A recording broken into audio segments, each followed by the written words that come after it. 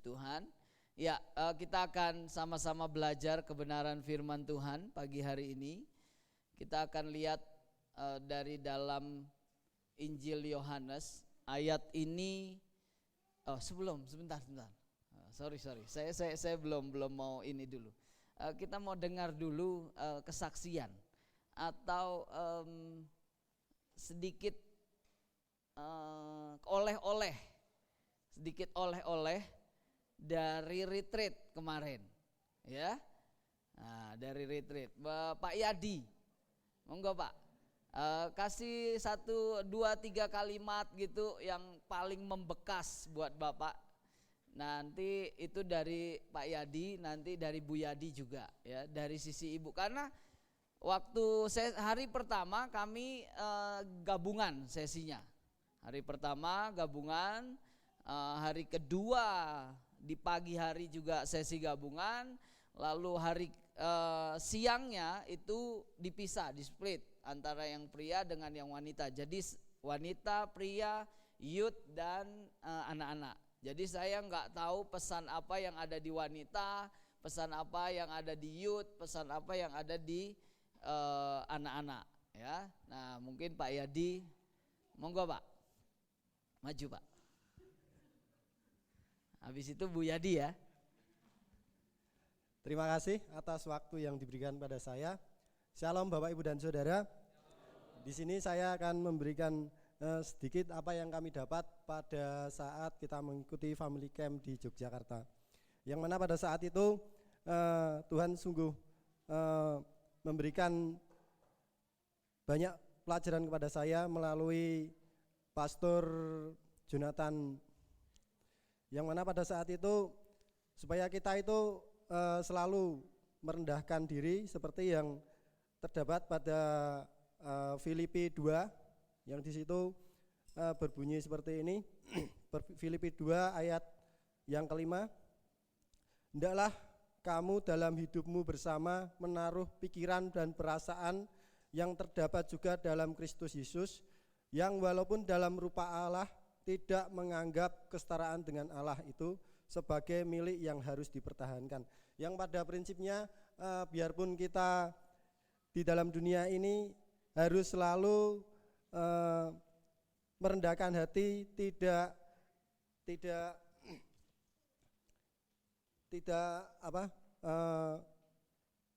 suka menghakimi, dan harus setara dengan Allah, apa yang seperti Tuhan ajarkan pada Filipi ini. Demikian, terima kasih. Ibu, itu pesan para pria. Pria ini kadang-kadang memang suka sombong, ya, suka sombong. Shalom semuanya. Ini untuk pertama kali saya share selama saya menjadi orang Nasrani. Ya, gimana ya? Untuk kemarin itu saya sangat diberkati untuk family camp kemarin.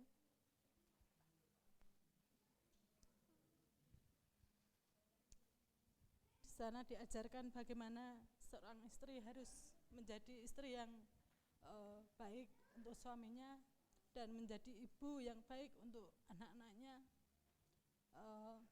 dan terutama kita di dalam keluarga itu harus lebih lagi untuk bisa menghadirkan Tuhan di keluarga kita, karena keluarga adalah awal dari semuanya. Kalau keluarga kita kuat dalam Tuhan, maka niscaya semuanya akan diperkuat lagi. Dan kita tidak harus mengejar, kita untuk menikah itu tidak cuma mengejar kebahagiaan dunia, dan kita terutama harus mengejar untuk kita diberkati oleh Tuhan. Dan Tuhan sungguh luar biasa dalam hidup kami, dan untuk orang tua yang minim sekali mempunyai waktu untuk anak-anaknya, gunakanlah waktu yang minim itu untuk semaksimal mungkin bisa kita berkumpul dengan keluarga kita, dan manfaatkan waktu yang ada untuk kita bisa untuk saling meluangkan, mengungkapkan apa yang menjadi unek-unek di dalam hati kita. Karena di dalam keluarga itu kita harus ada saling keterbukaan, saling kepercayaan, dan untuk itu tidak ada yang bisa disembunyikan antara suami, istri, dan juga anak. Itu tidak ada yang boleh disembunyikan, kita harus terbuka. Dan untuk selanjutnya, untuk para istri, jadilah penolong untuk suamimu yang diharapkan oleh Tuhan. Mungkin kiranya itu. Terima kasih. Luar biasa, berkat yang luar biasa. Jadi dalam camp kemarin tuh ada satu quotes yang luar biasa. Sebenarnya itulah saya pernah sharing juga ke kita bahwa 5 tahun pernikahan saya sudah sekolah Alkitab ya. Saya sudah sekolah Alkitab baru menikah. Jadi saya 9 bulan di sekolah Alkitab, di belajar Alkitab, doa pagi, doa siang, doa malam, ya. Pokoknya udah kayak di camp 9 bulan untuk ikuti semua aturan-aturan dalam Alkitab atau dalam gereja. Nah, 5 tahun pertama pernikahan kami adalah pernikahan yang betul-betul mengerikan karena dari sisi ekonomi juga kami sangat minim. Lalu yang kedua dari sisi konsep berpikir tentang pernikahan, saya menikah supaya saya bahagia, ya, dan mungkin istri saya juga awalnya menikah supaya bahagia, ya, supaya senang. Dan 5 tahun pertama itu saya memaksakan diri saya untuk dan memaksakan pasangan saya untuk mengikuti apa yang saya mau. Ya, saya paksa. Saya ini kepala keluarga. Jadi kamu harus ikut seperti apa yang saya mau. Wow, itu benar-benar mengerikan. Akhirnya terjadi konflik, banyak konflik terjadi. Sampai satu ketika saya cuma dikasih pengertian begini. Hari ini atau waktu kita memulai pernikahan, gak apa-apa ini yang belum nikah biar pengen nikah, ya. Tapi sekolah dulu lah, ya, sekolah dulu. Tapi ini konsep dasarnya, konsep dasar. Ini konsep dasar untuk sebuah pernikahan, sebuah komunitas, atau sebuah kerjasama bisnis pun bisa ini. Konsep ini. Jadi begini, kita memulai dari titik yang mungkin hari ini berbeda, agak jauh. Mungkin bedanya sekitar 1 kilometer, ya, antara si A dengan si B. Tapi kita sedang menuju ke satu sasaran, satu titik yang sama. Ya, maka di dalam perjalanan ini, di dalam journey ini, ya, dalam perjalanan ini makin lama akan semakin dekat, semakin dekat, semakin dekat, semakin dekat. Kalau tujuannya adalah titik itu. Apa titik itu? Menjadi sama dengan Kristus. Maka akan yang tadinya enggak cinta sama dia. Ada yang bilang saya tuh kawin karena terpaksa Pak, Siti Nurbaya. Ya, dijodohin aja, atau karena enggak, saya udah hamil Pak, enggak ada yang tanggung jawab, ada cowok yang tanggung jawab, ya udahlah akhirnya saya nikah. Mungkin jauh, tetapi oke, mulai bertobat dan arahkan tujuan kita menjadi seperti Kristus. Enggak bisa orang di sebelah kita, kamu ikutin aku, harus seperti yang aku mau.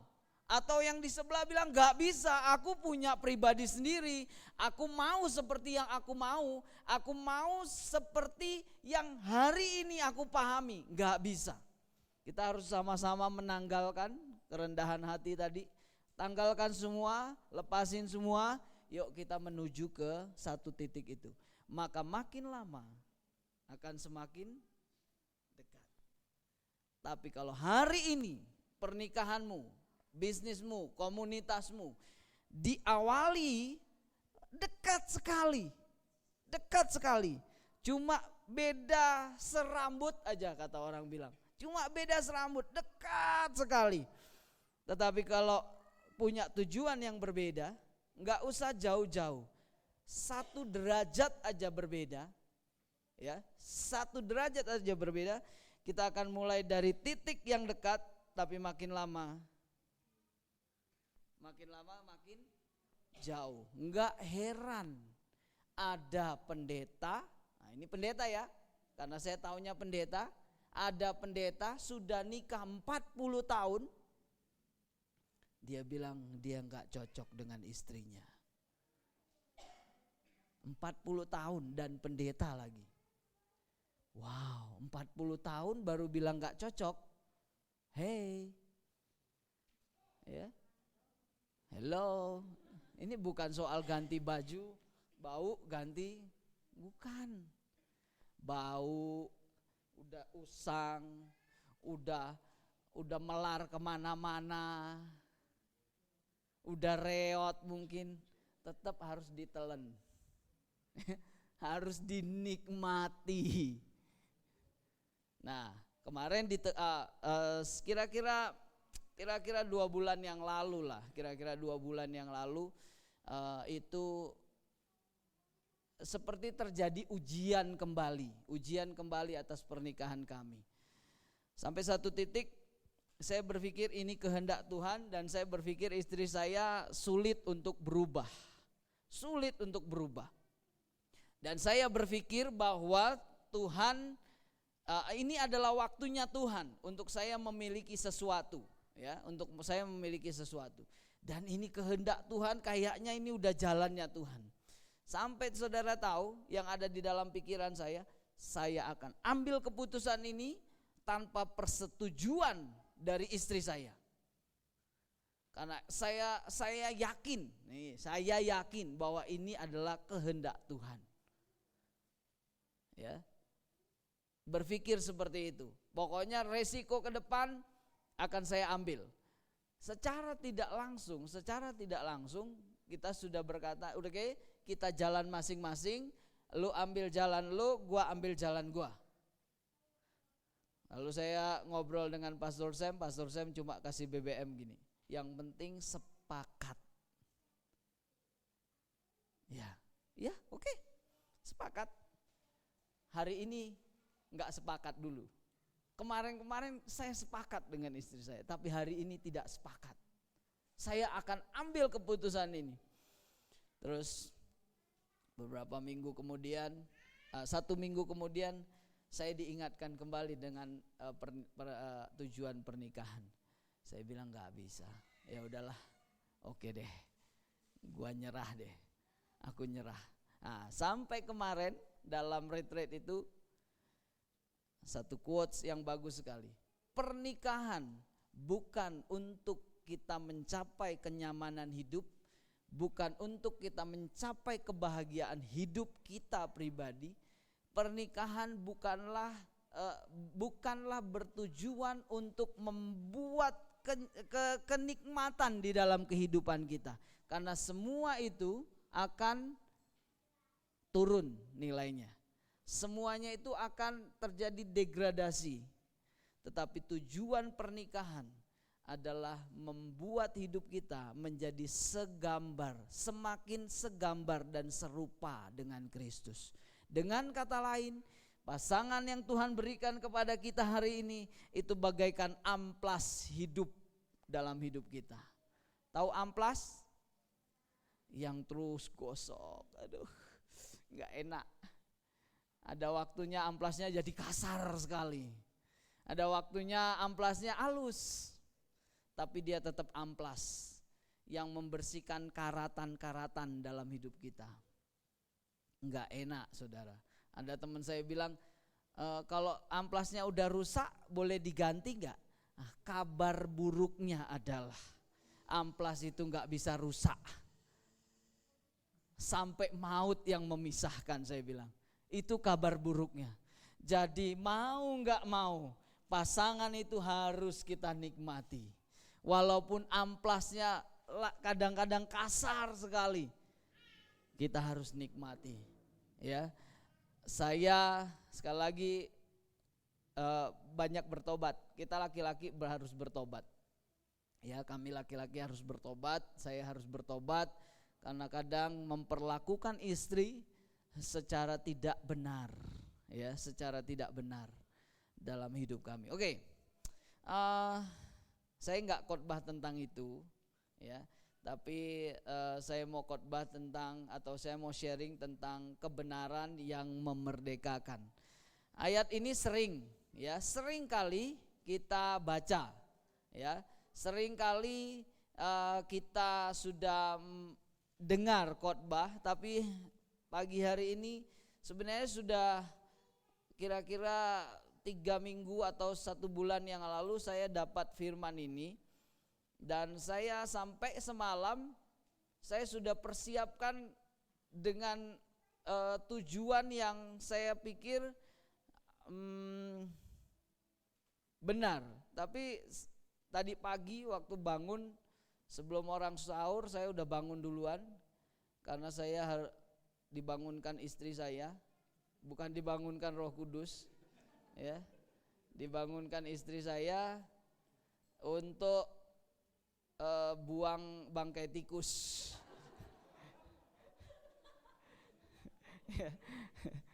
Jadi nggak usah terlalu rohani lah ya. Saya dibangunin istri saya, Pipi itu ada bangkai tikus di bak mandi gitu. Aduh, saya lihat jam 3, kalau nggak jam 3 sekian gitu. Udah nanti aja dah. Terus tak pikir-pikir, nanti bau lagi ya kamar di bak mandi. Akhirnya saya bangun, saya kuras kamar mandi, saya buang bangkai tikusnya, dan setelah itu saya ambil laptop, saya mulai buka lagi. Nah, saya yakin hari ini kita akan belajar bersama-sama dan terus berjuang untuk bisa mengalami kemerdekaan yang sejati dalam hidup kita. Amin. Yohanes pasal 8 ayat 30 sampai ayatnya yang ke-37. Oke, di situ 36 ya, 37. Yohanes pasal 8 ayat 30 sampai 37. Yuk kita baca sama-sama, 2, 3. Setelah Yesus mengatakan semuanya itu, banyak orang percaya kepadanya. Maka katanya kepada orang-orang Yahudi yang percaya kepadanya, jikalau kamu tetap dalam firman-Ku, kamu benar-benar adalah murid-Ku, dan kamu akan mengetahui kebenaran, dan kebenaran itu akan memerdekakan kamu. Jawab mereka, kami adalah keturunan Abraham dan tidak pernah menjadi hamba siapapun. Bagaimana engkau dapat berkata kamu akan merdeka? Kata Yesus kepada mereka, aku berkata kepadamu, sesungguhnya setiap orang yang berbuat dosa adalah hamba dosa. Dan hamba tidak tetap tinggal dalam rumah, tetapi anak tetap tinggal dalam rumah. Jadi apabila anak itu memerdekakan kamu, kamu pun benar-benar merdeka. Aku tahu bahwa kamu adalah keturunan Abraham, tetapi kamu berusaha untuk membunuh aku karena firman-Ku tidak beroleh tempat di dalam hatimu. Nah, kita baca ayat ini dari awal, dari ayat 1. Di situ banyak sekali orang yang berbondong-bondong mengikuti Yesus. Di sini perlu kita perjelas atau kita perlu perbaiki. Kata ayat 30 dikatakan setelah Yesus mengatakan semuanya itu. Nah, kata setelah di situ itu kurang tepat penggunaannya.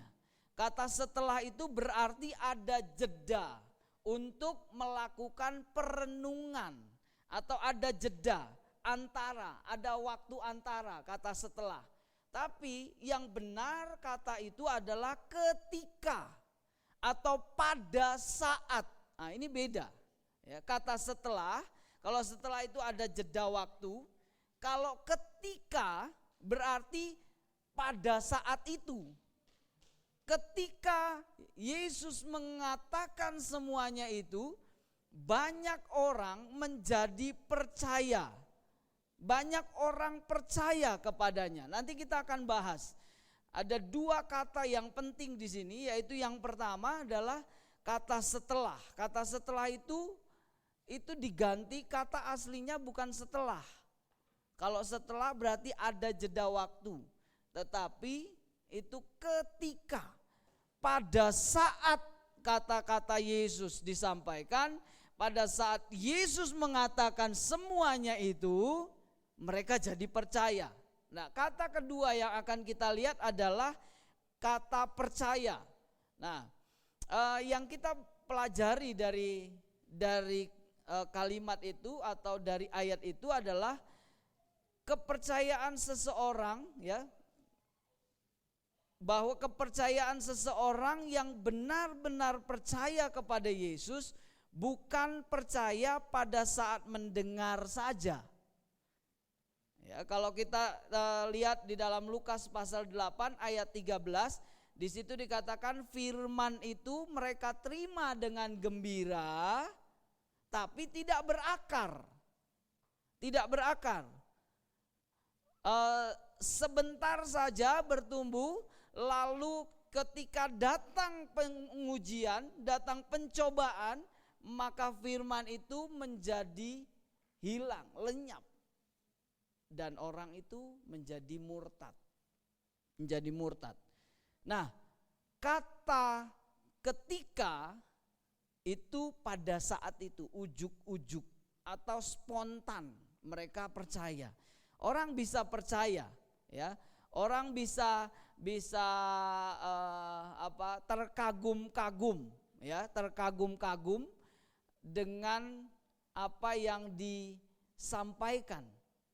Ya, bisa disampaikan, bisa. Tapi setelah itu dia akan melupakannya.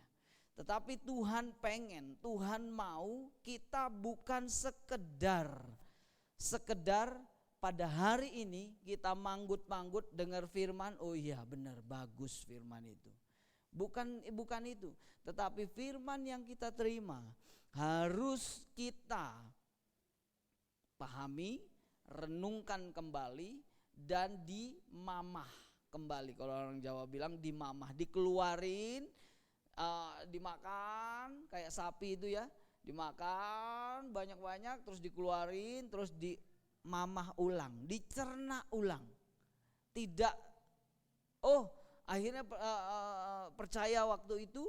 Terus coba kita lihat, perhatikan pasal 8 ayat 1 sampai ayatnya yang ke-57 kalau gak salah itu. Pada akhirnya orang yang tadinya percaya kepada Yesus, mereka yang menghujat Yesus.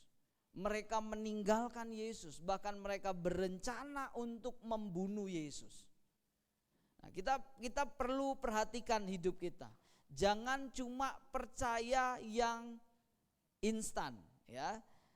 Kemunduran ya, atau murtad. Nah, kata murtad kemarin, kata murtad itu adalah Purwadarminta bilang kata murtad itu pindah dari agama satu ke agama yang lain. Sebenarnya ini kita perlu telaah ulang, karena buat kita misalnya dari Kristen, nih Kristen murtad jadi Muslim. Buat kita itu murtad, buat orang Muslim itu pertobatan. Betul? Ya, buat Kristen, itu murtad. Buat yang menerima agama baru itu pertobatan, bukan murtad namanya. Nah, kata murtad itu adalah kemunduran rohani. Nah, ini kemunduran rohani. Yang benar kata murtad itu adalah kemunduran rohani. Kemunduran di dalam sikap kita terhadap firman. Kemunduran dalam kita mencintai firman. Kemunduran dalam kita haus dan lapar akan firman. Kemunduran dalam kita menerima firman dari Tuhan, firman rema itu. Kemunduran untuk kita berdoa. kemunduran untuk ibadah bersama-sama. Tadi di awal ibadah kita dikatakan kenapa kita perlu berkumpul supaya kita bisa apa tadi? Apa ya? Lupa saya. Jadi kita kumpul itu supaya itulah quotes itulah ya, bagus itu. Tapi lupa saya. Salah satunya adalah supaya kita mengerti kenapa kita apa yang ada dalam diri kita. Kalau enggak kumpul gini, enggak kelihatan bagaimana sifat kita. Alkitab bilang besi menajamkan besi. Manusia menajamkan sesamanya. Perkumpulan mundur dari kerinduan ibadah. Mundur dalam kita menggairah mendengar firman Tuhan. Mundur dalam berdoa. Hati-hati dengan hal ini. Waktu kita terus mengalami kemunduran. Atau enggak mundur deh. Stuck. Merasa puas. Oh ya sudah, aku udah puas segini. Udah puas ikut retreat, udah cukup. Itu udah banyak banget, udah puas. Waktu kita berkata kita puas, maka kita sedang berhenti dan dunia sedang menarik kita mundur secara sistematis. Dan ingat, sekali lagi ingat baik-baik. Iblis itu adalah iblis yang sama, setan yang sama yang mencobai manusia pertama. Saudara tahu saudara umur berapa? Paling tua siapa di sini? Pak Oscar umur berapa? Oh, Mak War paling tua. Om Oscar umur berapa? 63. Mak War Mak Tun 83. Ada yang lebih tua dari iblis? Iblis itu sudah ada waktu di Taman Eden loh. Jadi jangan anggap remeh dia. Mak Tun aja 83. Ada yang lebih tua dari Mak Tun? Iblis itu jauh lebih tua, ribuan tahun yang lalu dia sudah mencobai Hawa. Kita harus aware ini, kita harus waspada. Jangan anggap enteng, iblis gampang lah. Dia kan sudah nggak ada, udah seperti singa ompong. Iya betul seperti singa ompong betul. Cuma mengaum lalu diemut-emut. Tapi hati-hati loh, diemut-emut itu juga bisa membunuh kita. Saking enaknya kita diemut-emut, ya. Kakinya enak, santai gitu. Akhirnya kita digerus oleh keadaan zaman ini, oleh tipu dayanya. Betul, saya harus menegaskan kepada kita, Kristus di dalam kita itu lebih besar. Roh yang ada di dalam kita lebih besar daripada roh-roh yang ada di dalam dunia. Amin. Betul. Tapi pertanyaannya, apakah roh itu terus ada di dalam diri kita?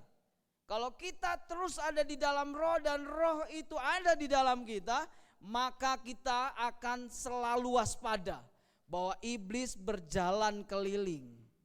Dia keliling melihat kita. Ingat peristiwa kodok dalam panci? Saudara rebus kodok itu jangan air panas langsung masukin kodoknya, lempar, masukin. Dia akan mencolot. Apa itu mencolot? Nah, melompat keluar. Ya. Begitu kodok hidup-hidup, kamu masukin ke dalam air panas, dia akan melompat keluar. Tapi kalau mau rebus kodok dalam keadaan hidup, taruhlah air dingin, lalu bawahnya kasih api, ya, masukin kodoknya, dia akan berenang. Dia berenang, ya. Gitu dia berenang, enak, adem, dingin, lama-lama hangat. Hangat. Lama-kelamaan hangat, warming, tambah warm, tambah hangat, tambah hangat. Lama-lama panas, mati kodoknya. Dia enggak bisa lompat lagi tuh. Sama, iblis pun lakukan hal yang sama dengan kita. Kasih sedikit, enggak apa-apalah, enggak doa sehari. Ya, enggak doa sehari enggak apa-apa. enggak ke gereja sehari enggak apa-apa, enggak dengar firman Tuhan sehari enggak apa-apa. Hei, hati-hati loh. Secara sistematis dan apa? Terstruktur. Wah, bahasa politik gitu ya. Apa bahasanya? Tersistematis dan masif dan terstruktur. Wah, bahasa politik ini ya. Tapi dia sedang menggerogoti kita, terus mengalami kemunduran, Nah, sekali lagi, kita jangan hanya sesaat. Kita perlu ambil firman dan renungkan kembali. Ya, jadikan firman Tuhan. Nah, ini ada satu lagi. Kemunduran rohani atau murtad itu juga berarti kita menerima firman hanya sebagian saja. Selain tadi kita mulai kehilangan kehausan, kelaparan akan firman Tuhan. Atau yang kedua, rajin sih ke gereja, tapi duduk di gereja, saya banyak temukan itu. Saya dulu juga begitu soalnya. Jadi gini, duduk dengar firman, bagus khotbahnya. Ya bagus, tapi bagus lagi kalau dia datang tuh. Dia dengar khotbah ini. Wah, tuh firman tuh bagus banget buat dia. Bukan buat kita, tapi buat orang lain. Wah, harusnya dia dengar tuh khotbah itu. Kalau dia dengar pasti dia bertobat deh. Ada berapa di antara kita yang begitu? Haleluya, enggak ada lah ya. Kalau itu terjadi, bertobatlah. Atau ada yang dengar firman hanya dipilih-pilih. Wah, enak nih. Ini masuk akal. Masuk akal sekali. Saya terima. Ya. Kalau enggak masuk akal, ini bukan firman. Hati-hati. Dengan kemarin, hati-hati dengan rubah-rubah kecil. Ya, watch out. Ya, perhatikan. Kalau besar kita tahu bagaimana meninju dia. Tapi kalau kecil, nah kita perlu perhatikan. Kayak saya ini tikus lagi nih. Saya ini pemburu tikus di rumah saya. Ya. Saya kalau istri saya, "Wih, ada tikus itu." Udah tenang aja, santai aja, biarin kita perhatikan dia, ya. Karena tikus itu tambah dikejar, dia tambah pinter dari kita. Saya belajar pertikusan. Saya belajar pertikusan itu sejak saya di sekolah Alkitab. Ya, saya memang spesialis bukan. Memang saya pelajari. Kalau kita kejar dia tambah, bahkan kadang-kadang sepertinya tikus itu bisa hilang loh. Pernah nggak ngalami? Ngejar tikus, loh kayaknya dia masuk situ deh. Tapi kok nggak ada ya? Nah, dia bisa masuk ke bagian-bagian yang kecil, yang badannya besar tapi dia bisa lewati lubang kecil. Nah, oke. Kalau istri saya di rumah, ada tikus, tenang aja, biarin. Dia mau lari kemana? Kita perhatikan dia lari. Oke, di situ, siap. Bisa nggak? Kira-kira kita bisa nggak pukul dia? Bisa nggak kita bunuh dia? Kalau nggak bisa, ya udah biarin, suruh dia pergi aja. Loh iya, ya. Tapi kalau bisa, kira-kira bisa, baru kita kerjain. Gitu, baru kita bunuh. Saya punya lemari di rumah itu punya lemari makan, belakangnya sengaja saya buat jebakan, hanya sedikit gini, ada jedanya segini, ya ada antara tembok dengan lemari. Itu perangkap buat tikus, ya. Dan saya punya tongkat ajaib namanya, ya. Kalau saya lihat udah tikusnya kemana-mana, dia masuk ke situ, udah pasti mati ini. Saya bilang pasti mati. Saya yakin pasti mati. Saya pindahin barangnya. Ada dua. Kalau enggak saya gencet pakai lemarinya. Kalau tidak, saya masukkan dari atas tuh tongkat ajaib saya. Saya masukkan gini, saya baru pukul dari atas. Set, gitu, pasti mati. itu cara saya. Ini kita nggak belajar memburu tikus, bukan. Tapi kita harus perhatikan hal-hal kecil dalam diri kita yang itu adalah jebakan-jebakan dari iblis yang berusaha menarik kita mundur, yang berusaha untuk mematikan firman, yang berusaha untuk membuat kita tidak merdeka hidupnya. Waktu kita berkata, firman ini bagus banget loh buat dia, harusnya dia dengar, itu kita sedang menutup diri untuk firman berbicara dalam diri kita. Kalau hari ini saya yakin banget, saya selalu meyakini, dulu saya begitu, tapi setelah bertobatnya tapi udah sekolah Alkitab, baru-baru aja sih, ya.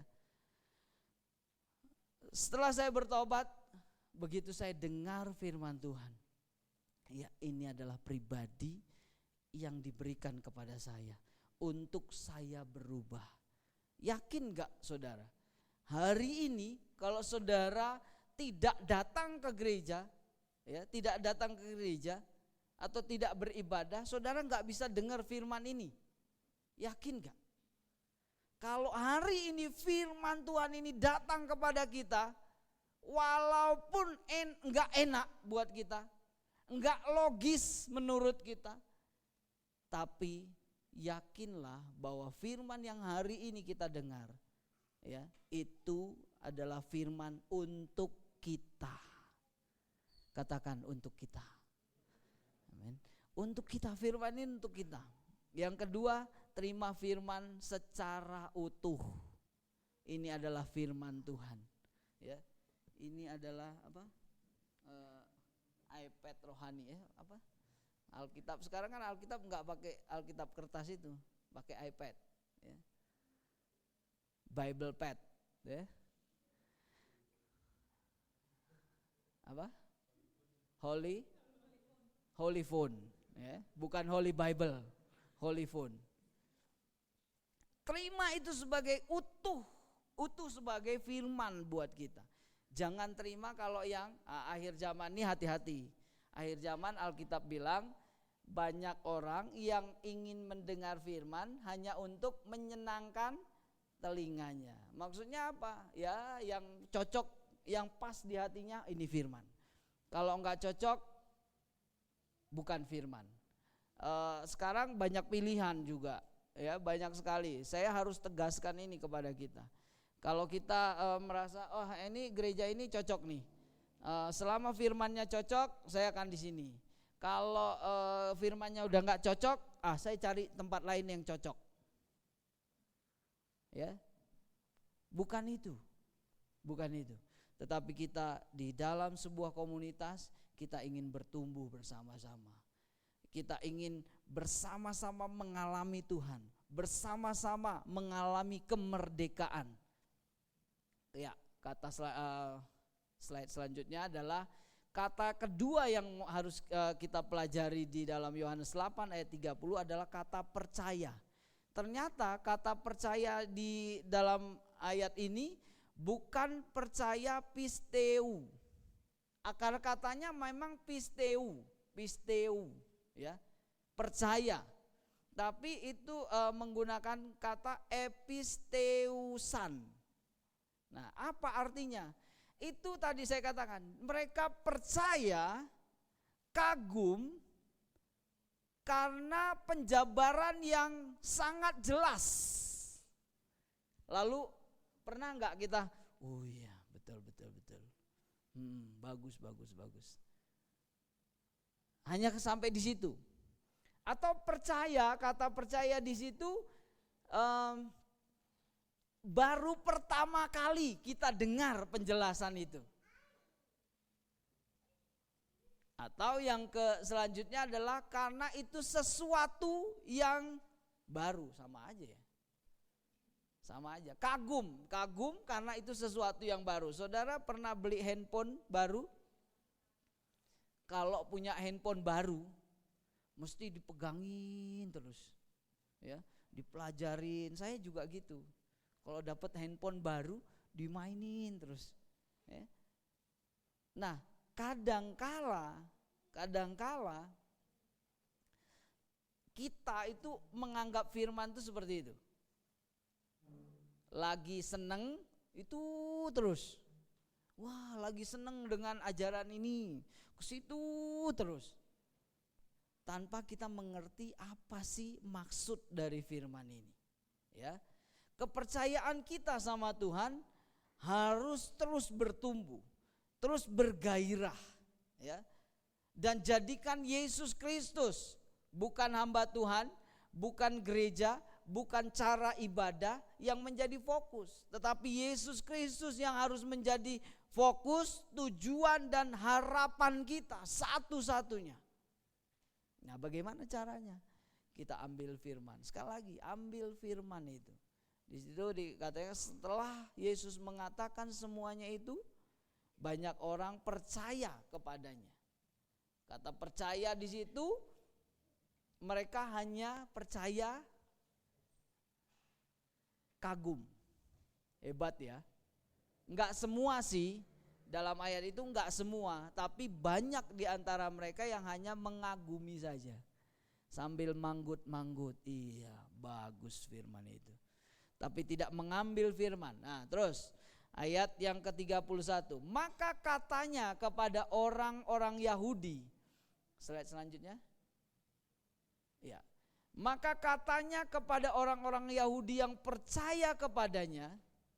Nah ini mulai ujian. Ini hebatnya pasal ini. Pertama percaya. Oke, aku terima kamu percaya semua. Nah tapi ada pemahaman yang lebih dalam. Bukan cuma sekedar percaya, terima kulitnya aja enggak. Tapi kalau kamu percaya kepadaku, ya, kalau kamu berkata kamu percaya kepadaku dan mau menjadi muridku, kamu harus tetap dalam firmanku. Nah, harus tetap dalam firmanku. Ini yang penting. Kita jadi orang Kristen puluhan tahun mungkin. Jangan cuma ngerti firman, dengar firman, keluar dari gereja lupa firman itu. Yuk kita belajar. Karena orang yang tetap dalam firmanku, itulah yang akan menjadi muridku. Jadi waktu kita keluar, kita lihat dunia, kita lihat setan yang besar yang hidup ribuan tahun yang lalu, kita bisa dengan gagah berkata, aku enggak takut karena Kristus ada di dalamku. Tapi kalau kita keluar dan firman tidak ada dalam hidup kita, kita mati konyol sama iblis. Percaya sama saya. Kalau kita enggak punya firman, kita keluar lalu kita bilang, oh tapi kan katanya firman Tuhan bilang setan itu seperti singa ompong. Iya, seperti singa ompong tapi buat orang yang punya firman. Yang gak ada firman, habis kamu. Betul, habis hidup kita. Saya punya sebuah pengalaman. Ya, waktu saya di sekolah Alkitab, ada teman sekolah Alkitab kerasukan setan. Pinter ini setannya. Kenapa saya bilang pinter? Dia diutus dari Tangerang. Saya tahu pendetanya, saya pernah juga pelayanan di sana. Waktu di konseling, waktu didoain, dia nggak kelihatan bahwa dia punya jimat. Wow, hebat tuh. Sampai di sekolah Alkitab baru manifestasi. Cewek sebesar Sally mungkin, udah ibu-ibu ya, dia kerasukan setan. Waktu kerasukan setan, namanya anak sekolah Alkitab, wah semangat. Wah ini menjadi apa? Uji coba. Uji coba ini sekolah Alkitab. Sengaja memang. Oh, ayo sana kelas 1 dulu. Kelas 1, 2, 3. Kita punya kelas 1, kelas 2, kelas 3. Kelas 1 dulu dimasukin ke dalam sebuah ruangan, ibu-ibu ini ya. Dia manifestasi, yang kelas 1 masuk beramai-ramai mulai doain. Tengking-tengking, tumpang tangan. Tambah ngamuk ibunya, kabur semuanya. Keluar beramai-ramai. Nah, yang kelas 2 ini saya kelas 2 waktu itu. Saya masih kelas 2. Yang kelas 2 masuk. udah lebih pinter, udah lebih sok jago. Karena sepertinya udah tahu firman Tuhan nih, masuk bersama-sama. Tahu nggak saudara? Setannya itu bilang, dia lihat ada teman saya, ya maaf kata, bukan menghina, tapi memang teman saya ini mukanya nggak gitu ganteng lah, ya, nggak gitu ganteng, ya. Tahu nggak saudara?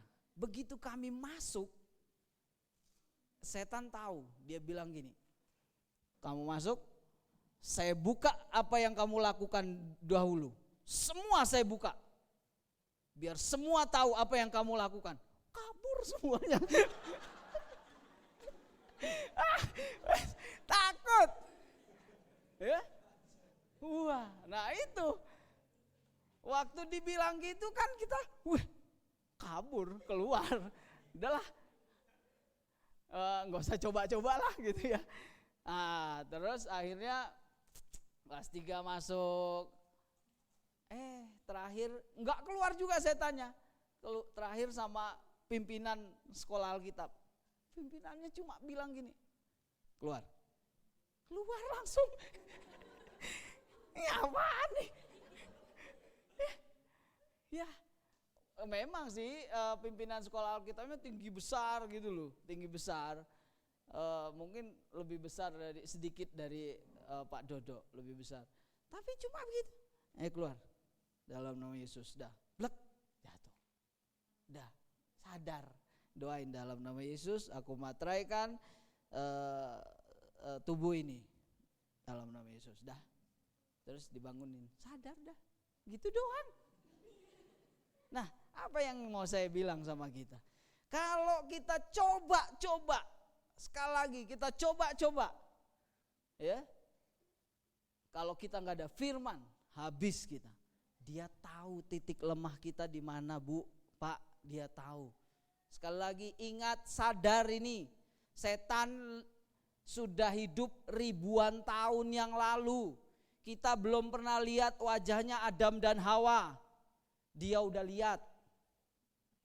Ya enggak? Sekarang aja kita nanya, Abraham itu gimana sih mukanya ya?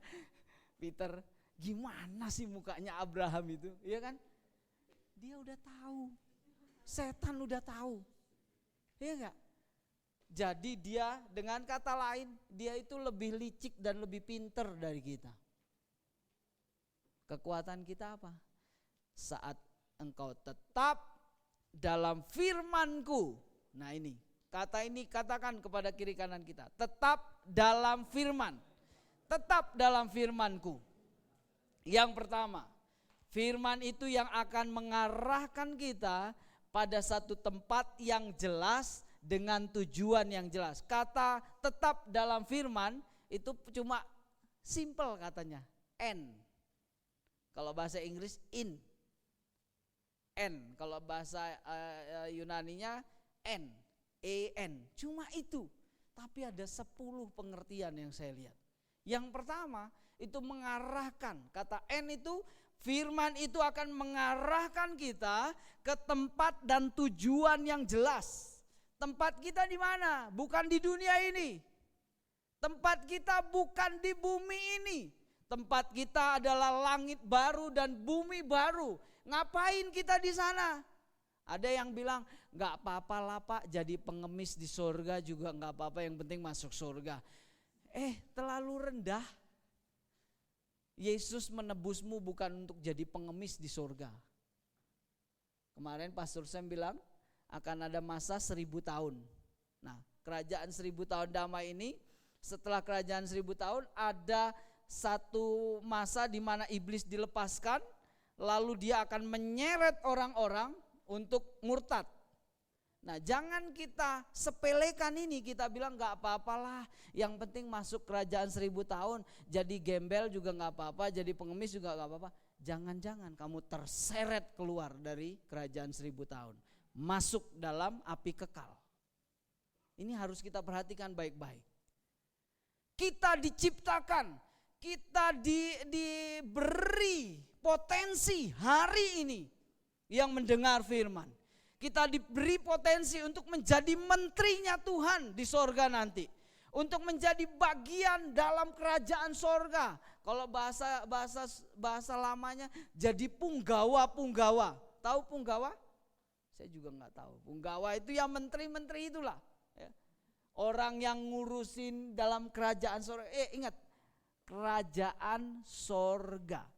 Kerajaan sorga. Kerajaan sorga, siapa menterinya? Siapa punggawanya? Siapa yang akan ngurusin kerajaan sorga? Oh, saya mau. Saya harus jadi salah satu yang ngurusin. Enggak apa-apa, yang ngurusin mungkin ngurusin satu kota. Makanya Alkitab bilang kan, kalau kamu hari ini setia dalam perkara yang kecil, kamu akan dipercaya perkara yang besar. Kamu akan memimpin memimpin kota. Kamu akan menjadi gubernur. Kamu akan menjadi wali kota. Ya paling kecil jadi RT, enggak apa-apa. Ya, tapi di sorga. Jangan mau jadi gembel. Enggak jelas, Pak. Yang penting masuk sorga deh. Mengecap sorga aja enggak apa-apa deh. Jangan, harus jelas. Nah, firman yang akan memberi kejelasan itu. Kemana kita dan harus jadi apa kita. Dimulai dari hari ini. Dimulai dari hari ini. Waktu kita tahu kita ditempatkan di mana. Nanti waktu di sorga kita tahu, oh tempat kita di posisi ini. Atau masih pada blank, masih pada kosong. Ya, yang penting masuk surga lah Pak. Atau ada juga yang berkata, apa iya Pak saya masuk surga? Lalu itu lebih ngeri lagi.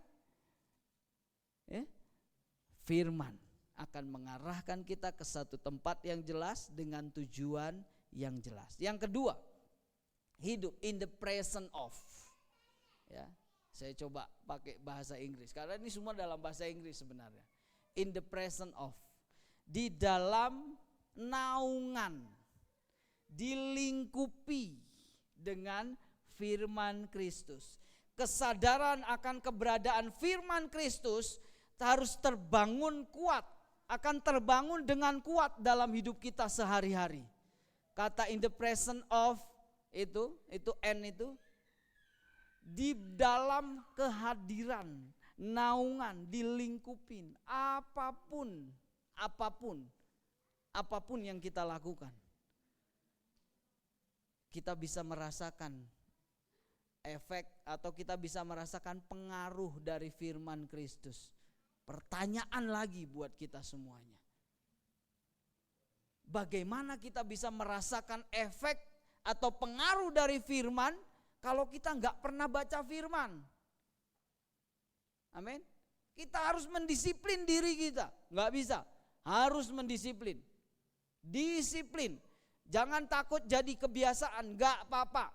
Saya sama Riel, saya disiplin. Harus baca Alkitab tiap pagi. Bangun tidur, jangan pegang yang lain. Kadang-kadang ya kebablasan nonton TV gitu ya. Bangun tidur, udah baca Alkitab, udah doa, sudah. Enggak apa-apa, biarin. Kalau orang bilang nanti itu jadi kebiasaan, jadi agamawi, enggak apa-apa. Lebih bagus dia terdisiplin ya, disiplin dirinya untuk baca firman. Belum ngerti Pak, baca dulu. Baca dulu. Disiplin diri untuk bangun pagi. Doa. Jangan bangun pagi mikirnya handphone. Bangun pagi yang dipikirin koran. Kalau ibu-ibu enggak salah sih, enggak salah. Tapi bangun pagi yang dipikirin mau masak apa. Ya baik sih, baik ya. Karena kan ya tadi ya Bu ya harus jadi penolong buat suami dan anak-anak. Suami dan anak-anak harus makan sarapan pagi-pagi. Kalau kayak saya enak pagi-pagi nggak sarapan ya. Tapi anak-anak saya sarapan tiap pagi. Ya. Harus mikirin siang, sore makan apa. Tanggalin dulu.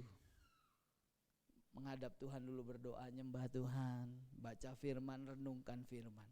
Sehingga hari-hari kita dikatakan tetap, orang yang tetap dalam firman berarti kesadaran akan keberadaan firman Kristus itu terbangun kuat dalam hidupnya. mempengaruhi pikirannya, mempengaruhi perkataannya. Saya ngomong kayak gini, ini juga buat saya. Bukan saya udah sempurna enggak. Saya terus berusaha. Harusnya mempengaruhi terus. Yang ketiga, ada 10 nih. Buru enggak nih? Kalau enggak ya besok-besok aja. Yang ketiga, in the sight, estimation of. Nah, ini pengertian saya ya. Saya lihat di kamus. Nanti kalau salah tolong diperbaiki ya, Ebi, please ya. Estimasi, segala estimasi, perhitungan dan penilaian kita berada dalam pengaruh firman Kristus. Keputusan yang kita ambil adalah keputusan yang benar, bukan sekedar baik. Jadi perhitungan logika kita itu benar-benar dipengaruhi oleh firman. Contohnya kemarin fotokopian, karyawan fotokopian tuh dia minta izin, ibunya meninggal, nggak tanggung-tanggung, izinnya berapa? Seminggu katanya, nggak bisa dinego, harus seminggu Pak. Harus seminggu, berarti 4 minggu, kalau dipotong seminggu, berarti kan gajinya harusnya dipotong, karena seminggu nggak masuk, ya kan? Secara profesional ya memang harus begitu. Tetapi pertanyaannya, apakah itu benar? Apakah itu yang diinginkan oleh Tuhan? Ya. Ada seorang teman, dia kontrak rumah, lalu dibagusin semua rumahnya, dibuatin kamar mandi yang baru apa segala macam. Terus tiba-tiba yang punya rumah bilang, saya mau ambil rumahnya kembali. Dia udah keluar 11 juta untuk perbaikan, renovasi. Terus waktu dia ngomong ke saya, nanti saya bongkar aja semua Pak. Iya betul. Tadinya saya juga setuju begitu. Iya, dibongkar aja, dikembaliin ke yang semula, kan gitu. Yang bocor biarin bocorin lagi, kan gitu. Benar gak sih? Benar kadang-kadang. Tapi pertanyaannya sekarang, apakah itu yang diinginkan oleh Tuhan? Apakah itu yang diinginkan oleh Roh Kudus? Apakah itu yang diinginkan oleh kebenaran firman? Kita perlu berdoa, perlu baca firman kembali lagi. Itu aja, perlu. Terus keempat, kita hidup di bawah hukum dan peraturan firman Kristus. Kita bukan hidup dari peraturan duniawi dan manusiawi belaka. Hukum dan peraturan yang dibuat pemerintah atau otoritas yang ada di atas kita itu baik dan harus dikerjakan. Tapi ada hukum utama yang menjadi pedoman dalam diri kita yang harus ditaati, yaitu hukum Kristus. Salah satu contoh, hukum di negara kita, narkoba harus pengedar narkoba harus dihukum mati. Ya, harus dihukum mati. Iya. Hukum di negara kita seperti itu, karena saking sudah sangat mengerikan pengedar narkoba. Tetapi apakah itu sesuai dengan firman? Apakah itu yang diinginkan oleh firman Tuhan? Ya, kemarin ya kita berani menghukum pengedar narkoba, harusnya kita berani menghukum mati sexual abuse, ya, pelecehan seks buat anak-anak. Deddy Corbuzier bilang, ini bukan firmannya Deddy Corbuzier, bukan. Ya, Deddy Corbuzier bilang, kalau negara berani membunuh pengedar narkoba, harusnya negara juga berani membunuh pelecehan seksual atau pemerkosa anak-anak. Karena apa? Pengedar narkoba dia jual, ada yang mau beli. Betul? Ada yang mau beli. Tapi kalau pelecehan seks lalu pemerkosaan, dia mau, si anak enggak mau. Ada pemaksaan di situ. Begitu katanya. Gitu ya. Nah, tapi kembali kita pakai hukumnya Kristus. harusnya memang dibalas mungkin. Tetapi kita kembali, apakah hukum Kristus mengajarkan kita seperti itu?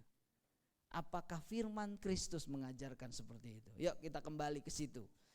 Ya, orang yang hidup di dalam Kristus berarti punya habit, kebiasaan. Ya, kebiasaan di dalam kebiasaan firman Kristus. Nah, habit, kebiasaan ini enggak terbangun dalam waktu singkat, Bapak Ibu. Tapi butuh waktu, butuh tenaga, energi, biaya yang banyak dan panjang untuk menjadikan firman sebagai kebiasaan, habit kita. Beberapa minggu, beberapa bulan yang lalu, saya itu panas banget, bukan gerah karena suhu, bukan. Tapi saya itu jengkel banget dengan pengguna sepeda motor, mobil, seenak-enaknya.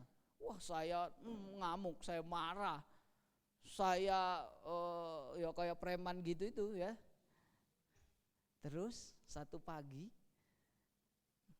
kayaknya Tuhan cuma lihat saya gini. Kenapa Tuhan? Saya enggak ada yang salah sama saya. Habis dia salah Tuhan. Berhenti seenak SDW. Udah tahu itu lampu merah, diterjang aja. Ya. Belok mau belok tinggal belok.